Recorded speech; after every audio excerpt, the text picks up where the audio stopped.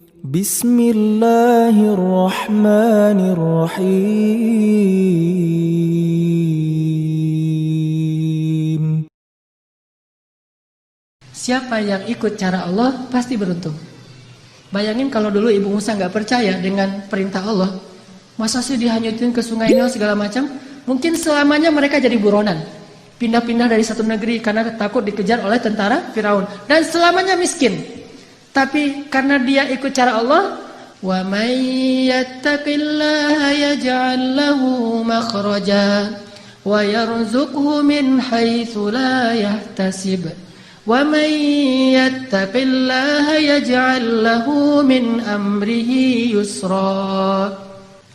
Siapa yang bertakwa atau taat kepada Allah, Allah kasih jalan keluar. Siapa yang taat kepada Allah, Allah kasih rezeki yang tidak terduga-duga. Siapa yang taat kepada Allah, Allah mudahkan setiap urusannya. Keep the faith, as-siqah billah, percaya deh sama Allah. Nggak ada modal Ustadz, pengen nikah, ada Allah. Sehingga pas datang ngelamar, ada apa dek? Ini Pak, saya mau melamar putri Bapak. Memang adik punya modal apa? Allah. Wah, itu berat tuh. Nolaknya juga berat. Waduh, ini pakai bau-bau Allah lagi gitu kan ya? Ya sih Allah, cuman yang kelihatan apa kan? Allah nggak kelihatan gitu ya. Ya walaupun nggak kelihatan, Allah lebih pasti Pak. Wa huwa ala kulli syai'in qadir. Bapak hafal surat Al-Muluk, jadi ceramah gitu. Jadi oh ternyata ada ini ustadz ya. Ya udah deh kalau ustadz gitu. Hafal Al-Quran, hafal surat apa? Al-Fatihah, Al-Ikhlas gitu. Oh ya udah itu aja maharnya. Lulus kan? Gara-gara mengandalkan Allah. Kalau perlu hafal beberapa ayat jitu masalah itu. Kalau mereka fuqara, asa ayyughniyahumullah. Pak, Allah berfirman. Langsung datang-datang Allah berfirman. Belum ngutarain ini. Assalamualaikum, waalaikumsalam. Monggo, silakan duduk. Ada apa? Apa yang bisa saya bantu? Ini Pak, saya hanya ingin sharing ayat. Awalnya langsung pakai ayat. Allah berfirman, kalau mereka fakir, Allah yang akan memberikan mereka kecukupan. Oh iya benar, saya tahu ayat itu. Terus Rasulullah bersabda, kalau datang seorang laki-laki yang baik akhlaknya melamar putri kalian, jangan ditolak. Wah, udah pakai Allah, pakai Rasul, susah ini. Pengalaman. Kalau ngandelin Allah itu selalu berhasil. Makanya saya tuh pernah dulu awal-awal saya belajar mobil. Dulu saya suka ngebut-ngebut di jalan. Jadi bawa mobil dengan gaya motor. Kalau gaya motor kan selap-selip tuh. Bawa mobil kan nggak bisa gitu. Tapi karena saya emang senengnya ngebut, nggak sabaran. Di jalan saya ngebut. Tiba-tiba di gang di Bandung tuh ada tentara naik motor keluar dari gang. Saya tabrak sampai dia terjungkir jauh beberapa meter. Dan motornya itu ringsek. Alhamdulillah orangnya luka. Nggak meninggal maksudnya, luka. Lalu dia pakai baju dinas kan? Alhamdulillah saya juga pakai baju dinas ustadz. Pakai jubah, pakai sorban saya mah dulu. Setelah saya konsen dakwah di anak muda, di anak geng motor, baru saya mencocokkan penampilan saya dengan dunia anak muda. Dulu jubahan, sorbanan, baju dinas. Dia juga baju dinas, jadi sesama lagi dinas nih. Pas dia awalnya wajahnya udah merah mau marah, saya keluar dari mobil ngelihat wajah saya, ini kiai kualat nih kalau saya macam-macam. Akhirnya dia terpaksa kalem aja. Aduh maaf saya nggak sengaja ngelihat tiba-tiba keluar dari gang. Oh ya nggak apa-apa, saya mah dinas di situ di Baros, itu salah satu kantornya di Baros saya dinas. Ya saya juga lagi dinas ke masjid. Mau ngajar ada pengajian sore ini. Oh ya udah nggak apa-apa Pak Ustadz, nggak apa-apa gitu. Udah aja. Ini gimana nih motornya? Nah, gampang nanti saya suruh orang untuk ngambil motornya. Udah alhamdulillah saya ganti rugi, dia nggak mau, selamat. Kenapa? Pertama mungkin ya karena Allah masih ingin menyelamatkan saya dari suatu musibah, bukan karena kebaikan saya tapi karena kemahaagungan Allah. Dan di sisi lain mungkin salah satu rahasianya saya baca doa safar sebelum keluar. Soalnya ketika saya beli mobil saya nggak mau pakai asuransi. Sehingga karena nggak pakai asuransi, doa safarnya lebih serius. Kalau pakai asuransi kan tenang ada asuransi. Tapi kalau nggak ada asuransi, ada Allah. Berarti doa safarnya yang panjang. Bismillahirrahmanirrahim wa mursaha bismillahirrahmanirrahim Allah subhanalladzi sakhkhara lana. Panjang, setengah jam doa safar doang. Kenapa? Ya Allah, ini mah nggak ada asuransi gitu. Jadi karena nggak ada asuransi, doanya lebih serius. Kalau ada asuransi, ada TLO, ada all risk kan gampang, ntar tinggal diklaim. Intinya karena ngandelin Allah, Allah mudahkan urusannya. Selalu kayak gitu. Kalau melakukan sesuatu karena Allah, selalu Allah mudahkan. Tapi kalau kita tidak melibatkan Allah, bara'atum minallah. Allah berlepas tangan. Dan kalau Allah berlepas tangan, siapa lagi yang bisa memudahkan selain Allah Subhanahu wa taala? Libatkan Allah. Ada seorang sahabat datang ke Nabi, dia bilang gini, "Ya Rasulullah, anak saya ditawan sama musuh." Ternyata anak dia itu ikut berjihad dan ketangkap sama musuh, ditawan. Dan musuh minta tebusan sekian ratus dinar, kalau nggak ditebus akan dibunuh. Dan waktu itu sahabat-sahabat yang kaya banyak yang lagi di luar kota juga lagi diutus untuk dakwah dan jihad, sehingga tidak ada sahabat yang bisa membantu laki-laki ini. Rasulullah juga nggak punya apa-apa, nggak punya harta. Dia datang kepada Rasulullah, "Ya Rasulullah, anak saya ditawan, minta sekian ratus dinar, kalau saya nggak menebus, nanti anak saya akan dibunuh. Gimana ini ya Rasulullah? Dia hanya memberi waktu saya 1 hari sampai besok." Kemudian Rasulullah mengatakan, "Ya wahai Bapak, ya Syekh, perbanyaklah mengatakan la haula wala quwata illa billah." "Oh gitu? Ya Rasulullah?" "Ya gitu." Akhirnya dia pulang, nggak ngomong, "Ya sih, la haula wala quwata illa billah." Tapi yang lain nggak ngomong kayak gitu. Udah aja kalau Allah bilang la haula wala quwata illa billah, hasbunallah wa ni'mal wakil, cukup Allah. Jangan bilang cukup Allah lalu ada kalimat tapi. Hasbunallah sih, cuman. Nah, ini enggak hasbunallah karena hasbuna itu tidak ada cuman. "Oh gitu ya Rasulullah." Gitu. Udah dia pulang, la haula wala quwata illa billah, la haula wala quwata illa billah. Sampai di rumah istri nanya, "Pak, gimana tadi sama Rasulullah? Udah dapat belum pinjaman untuk menebus anak kita?" "Udah dapat, Mah. Ini luar biasa." "Apa?" "La haula wala quwata illa billah." "Oh gitu, la haula wala quwata illa billah." Berdua tuh, suami istri soleh-soleha, sama-sama athiqah billah, sangat keep the faith. Enggak mengatakan, "Iya emang zikir, cuman uang konkretnya mana?" Nggak nanya-nanya kayak gitu. Udah aja, "Oh la haula," ya udah la haula wala quwata illa billah. Sepanjang malam mereka berzikir la haula wala quwata illa billah. Tiba-tiba waktu subuh ada yang ngetok pintu rumah, tok tok tok, "Assalamualaikum." Terdengar suara anak laki-lakinya, pas dibuka benar anak laki-lakinya pulang dalam keadaan selamat. Dan ternyata di luar suaranya berisik, banyak suara kambing. Pas dilihat itu apa itu? Kambing, lebih dari 100 ekor. Kemudian ayahnya bertanya, "Apa yang terjadi? Bagaimana kamu selamat dan membawa banyak kambing?" Kata laki-laki ini, "Semalam tiba-tiba ada seorang laki-laki yang berbaju putih, orangnya ganteng sekali, wajahnya bercahaya, datang melepaskan ikatan saya. Dan tiba-tiba waktu itu semua prajurit yang mengawal saya, yang menjaga saya itu tertidur pulas, sama sekali tidak terbangun. Sehingga saya bisa dilepaskan dan bahkan bukan hanya bisa menyelamatkan diri, tapi malah bisa mengambil ghanimah, membawa lebih dari 100 ekor kambing." Bayangin, kambing 1 ekornya aja udah berisik ya. Gimana 100 ekor? Berisik gak sih? Berisik banget kan ya? 100 ekor kambing yang berisik yang lagi dibawa sama anak muda ini tidak membangunkan prajurit penjaga yang lagi tidur. Ini qadarullah.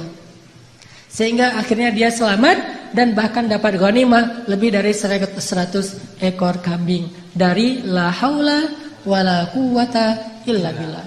Bukan berarti nggak ikhtiar. Kalau ikhtiar kita udah mentok, udah maksimal, jangan menyerah, jangan berhenti, karena selalu ada harapan di sisi Allah Subhanahu wa taala. Tidak pernah selesai kalau kita berserah diri kepada Allah. Selalu ada harapan. Ada lagi kisah di zaman Nabi Musa. Suatu hari Nabi Musa nanya kepada Allah. Kan Nabi Musa ini julukannya, panggilannya Kalimullah, orang yang bisa ngomong langsung kepada Allah. Jadi kalau ada butuh apa-apa Nabi Musa mah tinggal miss call Allah. Ya Allah, langsung Allah ngangkat. "Ada apa Musa?" gitu. Kayak kita telepon gitu ya. Nggak bisa ngelihat langsung tapi bisa telepon langsung. Begitu Nabi Musa calling, langsung Allah, "Ada apa Musa?" "Gini ya Allah, saya pengen nanya." Jadi Musa sering ngobrol sama Allah. "Nanya apa?" "Saya pengen tahu di antara umat saya itu siapa yang paling rendah kedudukannya di matamu? Yang paling levelnya paling rendah?" Kata Allah, "Itu tuh laki-laki seorang kakek yang buta, yang dia itu masbuknya istiqomah banget dalam sholat." Paling istiqomah dalam masbuk. Gak pernah dia sholatnya tepat waktu, pasti masbuk. Ini orang yang paling istiqomah di zaman Musa. istiqomah dalam kemasbukan. Asal ada sholat, dia pasti paling belakang, datangnya menjelang salam. Jadi kalau ada yang taruh sendal paling belakang itu pasti dia. Kalau ada salam yang kemudian nanti berdiri lagi pasti dia. Orang yang selalu masbuk, orang tua buta. Oh, itu orang yang paling rendah. Nabi Musa nyari, mana? Oh, si kakek itu. Yang paling rendah nilainya di mata Allah. Setiap hari dilihat dia masbuk sampai suatu hari ketika selesai sholat orang itu udah nggak ada. Nabi Musa telepon Allah, Musa ada apa? Itu si kakek kemana? Kok nggak datang? Kata Allah, dia sudah meninggal dan sekarang ada di dalam surga. Nabi Musa heran, ya Allah, gimana ceritanya tuh? Kakek yang nilainya paling rendah, yang nggak ada apa-apanya, yang masbuk sejati, tiba-tiba masuk surga sejak dia meninggal. Apa yang terjadi ya Allah? Allah bilang, ya Musa, suatu hari ketika kakek ini keluar dari masjid, dari tempat ibadah, dia jalan kemudian kesesat, gara-gara dia buta, sampai di sebuah tanah yang lapang. Dia menemui seorang laki-laki, kemudian dia bertanya, saya ada di mana sekarang? Laki-laki itu mengatakan, ini kamu sedang berada di tanah lapang, di sebuah lapangan, di sebuah alun-alun. Kemudian kakek ini mengatakan, tidak, sesungguhnya rahmat Allah lebih luas daripada segalanya. Kamu berada di tanah yang luas? Kata dia, tidak, rahmat Allah yang lebih luas. Hanya karena itu, kemudian Allah mengatakan, wahai Musa, sesungguhnya rahmatku mendahului kemarahanku. Sehingga dia masuk surga hanya dengan kalimat, sesungguhnya rahmat Allah lebih luas. Makanya kalau kita nge-tag Allah, nge-mention Allah, libatkan Allah dalam urusan kita, selalu beruntung. Bayangin sekedar mengatakan subhanallahi wa bihamdi subhanallahil azim. Langsung Allah sediakan pohon-pohon kurma yang sangat banyak di dalam surga. Begitu kita baca la haula wala quwata illa billah, Allah sediakan kunuz, harta yang ditaruh di dalam sebuah box yang sangat besar, disimpan di bawah arasy Allah Subhanahu wa taala. Mudah sekali. Karena kalau kita melibatkan Allah, yuridullahu bikumul yusra wala yuridu bikumul usra. Salah kalau orang bilang, aduh gak usah bawa-bawa Allah lah, jadi susah. Enggak. Justru kalau kita bawa-bawa Allah jadi mudah. Karena Allah itu pada dasarnya pengen memudahkan kita, enggak pengen nyusahin kita. Yuridullahu bikumul yusra wala yuridu bikumul usra. La yukallifullahu nafsan illa wus'aha. Sampai ketika turun ayat ittaqullaha haqqa tuqatih, bertakwalah kepada Allah sebenar-benar takwa. Para sahabat kemudian ngeluh, ya Rasulullah kami enggak sanggup kalau sebenar-benar takwa. Terus gimana? Turun lagi ayat di surat At-Taghabun, fattaqullaha mastata'tum. Kalau enggak bisa sebenar-benar takwa, ya udah bertakwa semampu kalian aja. Coba lihat. Allah memudahkan urusan hambanya, sehingga kalau kita melibatkan Allah, maka insya Allah Allah akan memudahkan urusan kita. Kisah lagi, mungkin ada 2 atau 3 kisah lagi, bukti bahwa kalau kita melibatkan Allah itu mudah. Ada seorang nenek di zaman Nabi Musa, sudah menikah sekian puluh tahun belum dikaruniai anak. Datang kepada Nabi Musa, ya Nabi Allah, ada apa nek? Saya mau minta tolong. Ya, saya itu udah nikah sekian tahun tapi belum dikaruniai anak. Sedangkan engkau bisa bicara langsung dengan Allah. Boleh enggak saya minta tolong? Minta dong ke Allah, ya Allah beri saya 1 orang anak saja.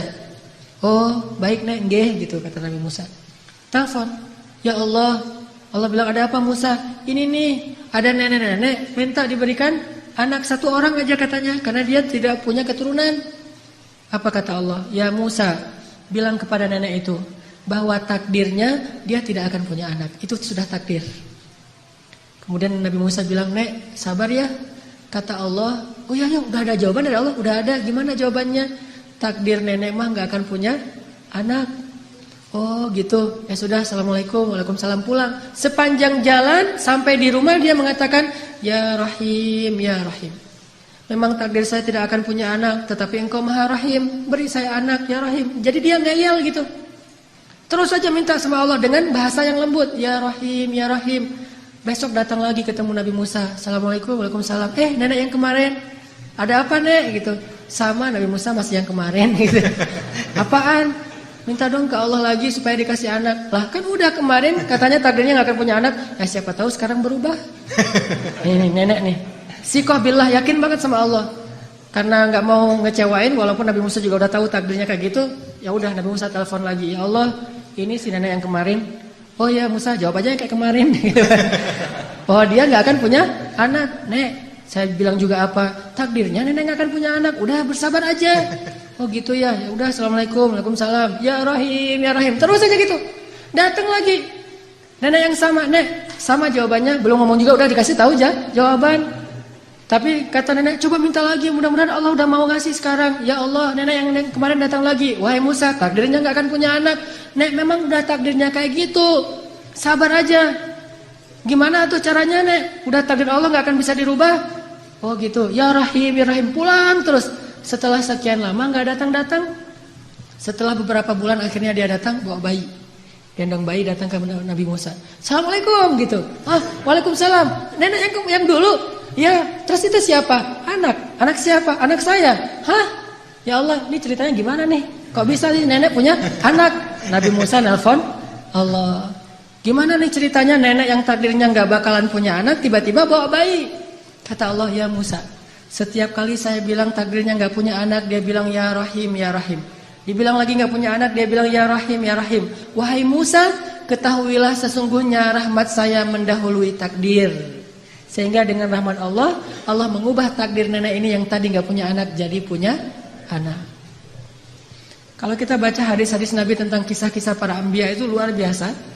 Intinya adalah mereka selalu mengandalkan Allah dan selalu mendapatkan janji-janji yang Allah pernah janjikan kepada mereka. Gak pernah kecewa. Mungkin cerita terakhir yang sangat populer itu adalah cerita Siti Hajar. Ini bagi saya menakjubkan banget nih ceritanya. Nabi Ibrahim bawa Siti Hajar dari Palestina ke Mekah, melintasi gurun pasir hanya bertiga saja. Ibrahim, Hajar, Ismail kecil. Karena Allah memerintahkan Ibrahim, bawa keluargamu ke sebuah biwadin ghairi dzi zar', kepada sebuah lembah yang tidak ada kehidupan di sana, bawa ke sana. Di Bakkah yang kemudian namanya menjadi Mekah. Akhirnya Ibrahim bilang ke Hajar, Hajar, yuk kita hijrah gitu. Hijrah kemana mas? Hajar nggak nanya-nanya hijrah kemana, udah aja, oh hijrah, ya sami'na wa ata'na. Di bawah gitu jalan kaki melintasi padang pasir, berhenti sebentar di rest area, makan minum seadanya, lanjut lagi, nggak pernah nanya, mas ini kemana sih kok nggak sampai-sampai, nggak pernah Hajar nanya kayak gitu. Atau nggak pernah juga dia bilang, mas turunin saya aja di mall itu nanti dijemput lagi, nggak ngomong nurunin di mall mana, di rest area mana, di masjid mana, ntar kalau udah beres urusannya baru jemput lagi, nggak. Sami'na wa ata'na, ini istri soleha banget. Ikut aja gimana kata suami. Sampai udah di lembah yang tandus, baru Ibrahim mengatakan, ya Hajar, disinilah tempat yang dijanjikan. Tinggallah kita di sini. Ya siap, sami'na wa ata'na, tinggal bikin tenda kecil untuk bayinya.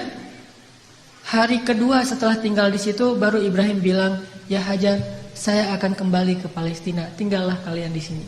Baru setelah sekian lama Hajar diam, kali ini Hajar udah gak kuat untuk diam, baru dia nanya, ya Ibrahim, engkau tinggalkan kami di sini bersama seorang bayi dan tidak ada siapa-siapa, bahkan air dan kehidupan pun tidak ada di sini, wahai Ibrahim. Bagaimana engkau akan tinggalkan kami? Ibrahim gak tega untuk menjawab. Akhirnya Ibrahim pergi aja tanpa berbicara. Karena Ibrahim pergi, akhirnya Hajar mengganti pertanyaannya. Dan pertanyaan kedua ini lebih benar dari pertanyaan pertama. Kalau pertanyaan pertama, gimana engkau meninggalkan kami sendiri? Pertanyaan yang keduanya adalah, Hajar tanya kepada Ibrahim, ya Ibrahim, Allahu amaraka bihada? Apakah Allah yang menyuruhmu melakukan ini? Ibrahim mengangguk, ya ini perintah Allah.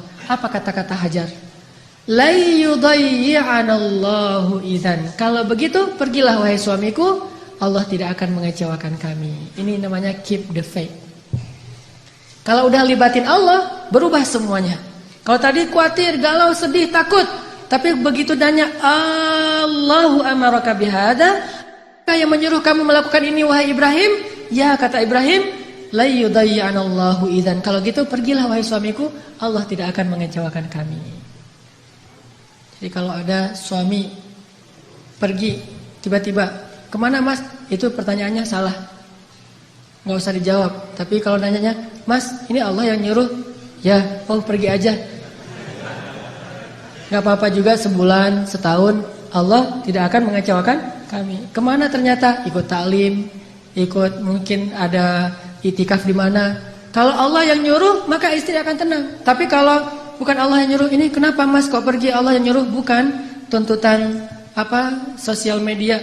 Ada yang lagi harus saya selesaikan, ada yang jadi selebgram, saya pengen deketin. Nah, ini baru namanya perlu khawatir. Tapi kalau Allah yang nyuruh, insya Allah aman. Pergilah Mbak Ibrahim, Allah gak akan ngecewain kami. Ibrahim pergi, kemudian kita tahu adegannya, ternyata kehabisan air, Ismail nangis-nangis, Hajar lari antara Safa dan Marwah. Allah gak mengecewakan mereka dan memberikan air yang tidak pernah berhenti mengalir sampai hari ini. Dan itu air mukjizat banget loh. Gimana mukjizat? Kalau lagi banyak jamaah haji atau umroh di Mekah, air itu tidak akan kekurangan. Setiap hari orang minum air Zam-Zam. Kalau saya lagi umroh tuh selain minum, bahkan setiap hari dibawa dalam botol aqua. Kita kalau pergi ke masjid itu bawa botol aqua kan ya. Terus ngisi air Zam-Zam. Di dalam hotel kita nggak pernah minum air aqua dari hotel. Selalu minum Zam-Zam yang dibawa dari masjid. Bayangin, dalam sehari 5 kali orang membawa air Zam-Zam setiap waktu sholat. Dan jumlah jamaahnya itu bisa sampai 3 juta kalau musim haji. Lalu ketika mereka pulang, mereka membawa minimal 5 liter air Zam-Zam di seluruh dunia. Sebanyak 3 juta orang. Air Zam-Zam tidak mengering. Keluar sebanyak-banyak yang dibutuhkan. Tapi begitu haji selesai, umrah belum dibuka, Mekah sepi. Tidak ada yang umrah kecuali orang lokal saja. Paling-paling ratusan orang, tidak sampai 1000 orang. Tapi walaupun yang datangnya sedikit, yang minumnya sedikit, air Zam-Zam tidak membanjiri kota Mekah. Ini namanya berkah. Kalau butuh banyak keluar banyak, kalau butuh sedikit keluar sedikit. Bukan pas butuh banyak airnya putus. Atau pas butuh sedikit airnya jadi banjir, soalnya biasanya keluarnya banyak. Enggak kayak gitu Zam-Zam, sangat berkah. Dan itu gara-gara kata Hajar, la yudayyi'anallahu idzan. Allah enggak bakalan ngecewain kami. Maka teman-teman, ayo kita belajar melibatkan Allah dalam urusan kita. Ada masalah dikit, oh serahin sama Allah sambil berikhtiar. Tapi jangan bergantung kepada ikhtiar. Ikhtiar hanya sebuah kewajiban kita yang diperintahkan Allah. Tetapi hati kita tidak boleh bergantung kepada ikhtiar. Hati kita bergantung di langit kepada Allah Subhanahu Wa Taala. Andalkan Allah, maka kita tidak akan kecewa insyaAllah. La ilaha illallah Muhammadun Rasulullah alaihi salatullah wa alihi wal ahibba. La ilaha illallah Muhammadun Rasulullah.